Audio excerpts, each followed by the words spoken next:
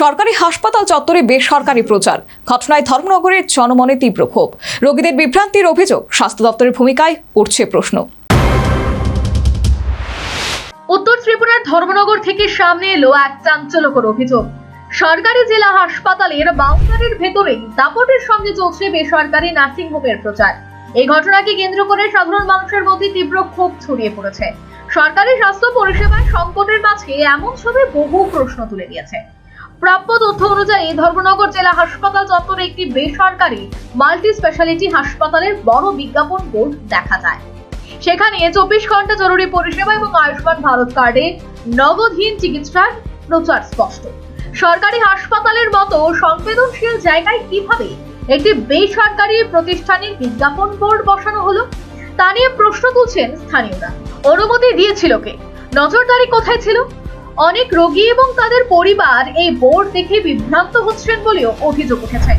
সরকারি হাসপাতালের ভেতরে বেসরকারি প্রতিষ্ঠানের উপস্থিতি সাধারণ মানুষের মনে সরকারি পরিষেবার প্রতি অনাস্থা তৈরি করেছে বলেও অভিযোগ। যখন ধর্মনগর জেলা হাসপাতালে চিকিৎসকের অভাব, সিটি স্ক্যান পরিষেবা বন্ধ থাকা এবং অপরিচ্ছন্নতা নিয়ে লাগাতার অভিযোগ উঠছে, তখনই প্রচারকে অনেকেই মরার উপর খাড়ার ঘা বলে মনে করছেন। এ বিষয়ে হাসপাতালের মেডিকেল সুপারিনটেন্ডেন্ট ডাক্তার ভাস্কর দাস জানান, তিনি এ ব্যাপারে কিছুই জানতেন না। পরে বিষয়টি জানতে পেরে সঙ্গে সঙ্গে বিজ্ঞাপন বোর্ড খুলে দেওয়া হয়।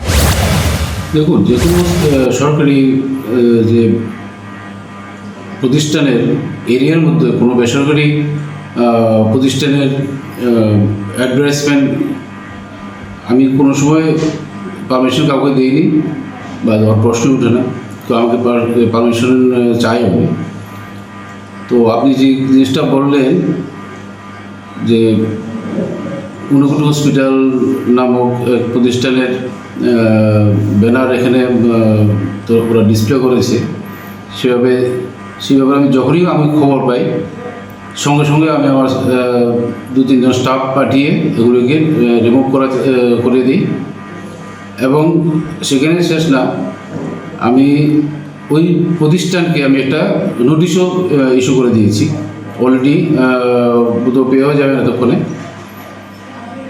দেখা যায় পরবর্তী সময় কি।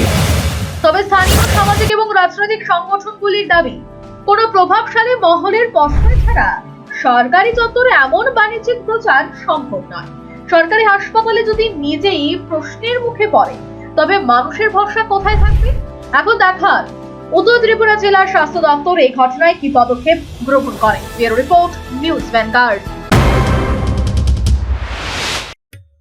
গোপীনাথ জুয়েলার্সে শুরু হয়ে গেছে Akshaya Tritiya special exciting offers. এই অফারে পেয়ে যাবেন 22 ক্যারেট সোনার গহনার ওপর ফ্ল্যাট 7% মেকিং চার্জ, হীরের গহনার মজুরিতে 50% ছাড়, আর রূপোর গহনার মজুরিতে 15% ছাড়। আর হ্যাঁ, অফারের দিনগুলোতে আমাদের শোরুম রবিবারেও খোলা থাকবে। গোপীনাথ জুয়েলার্স, আগরতলায় হরিগঙ্গা বসাক রোড, শিলচরে সেন্ট্রাল রোড, আর শ্রীভূমিতে স্টেশন রোড। শুভ অক্ষয় তৃতীয়া, অক্ষয় হোক তৃতীয়ার উৎসব।